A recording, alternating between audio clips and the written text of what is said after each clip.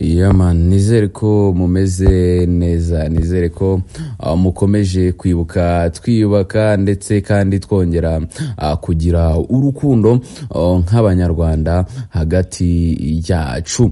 Ariko kandi nagira ngo mvuge ku muhanzi Bruce Melody watagiye umushinga w'indirimbo cyana Diamond Platnumz, umwe mu bahanzi bakomeye mu karere k'ibiyaga bigari.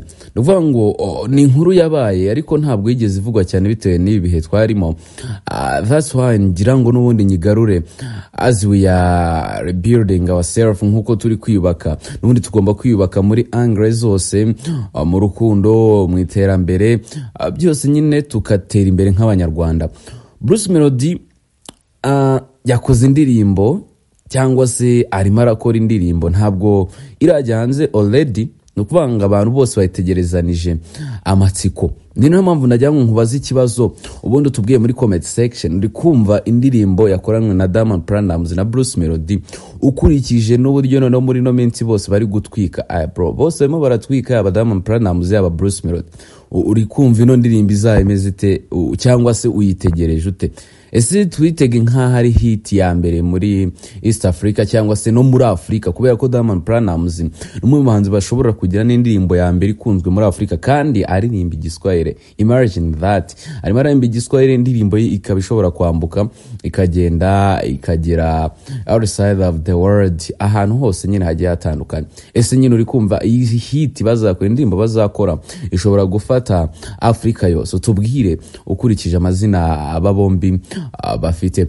Ni mu gihe kandi n'ubundi mu nkuru zijyanye no kwibuka ku nshuro ya 31 jenoside yakorewe abatutsi mu 1994, abahanzi bagiye batandukanye, yaba Bruce Melody, yaba Sentore, yaba kandi Butera Knowless, bakomeje kugenda nabo bakora ibikorwa n'ubundi by'isana mutima, ibikorwa nanone bifasha abanyarwanda kongera kwibuka ku nshuro ya 31, kandi ibikorwa bifasha abanyarwanda kwiyunga bakaba umwe babinyujije mu bihangano. Ndetse kandi nko bita Bwiza we yavuze yuko burya amateka y'u Rwanda tugomba kuyasigasira ndetse tukanayafata neza, tukayabungabunga binyuze mu bihangano by'abahanzi. Ubwo bo nk'abahanzi urumva niyo task bafite.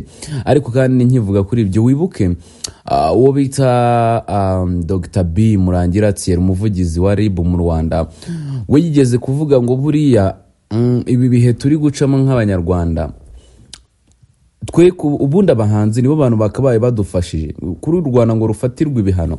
Abahanzi bari mu bantu bakagombye kuba biriya bintu barabirwanije bafatiye ambe, kubera ko umuziki cyangwa se music ni like ndi channel, ni ikintu gikomeye cyane gishobora gufata abantu, gishobora gutanga ubutumwa. Ibihangano cyangwa se media ni ikintu gikomeye cyane gishobora kujyana abantu mu nzira nziza cyangwa se kikanabayobya. Byose birashoboka, ntabwo ari ukuvuga ngo ni mu nzira nziza gusa, kubera ko ibihangano bishobora no kujyana abantu mu nzira itari nziza. Birashoboka, kubera ko umanza bayaririmbye indirimbo idatanga ubutumwa, irimo ubutumwa bubi, urumva nyine biri bwumvira abantu benshi, kandi abantu benshi bafata umuhanzi nk'icyitegererezo, which means yuko n'ubundi ibyo umuhanzi yavuga mu ndirimbo bigenda bigakurura abantu, ndetse abantu bakabigira umuco, bakabigira ibyabo the day.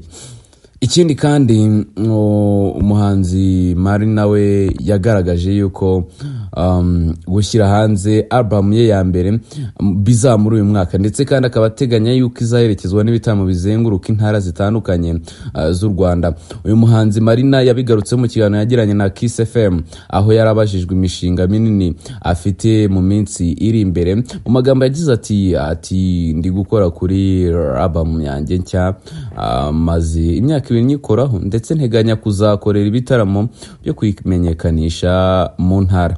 Ubu ndi gukora nirwanaho, ariko none ntabwo byoroshye.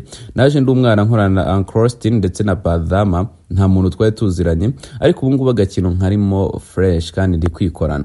Nuko nguko rero bimeze. Niyo mpamvu najya ngo tubanze turebe inkuru zindi ziri kuvugwa upper side, na kugira ngo ukomeze kwitwareka mu byo ukora byose, kandi urukundo rukomeze ruturanga nk'abanyarwanda. Shout out nk'umwenge, nitwa Frere Rizi, Imana ibamabona n'amafaranga. Showbiz News Rwanda.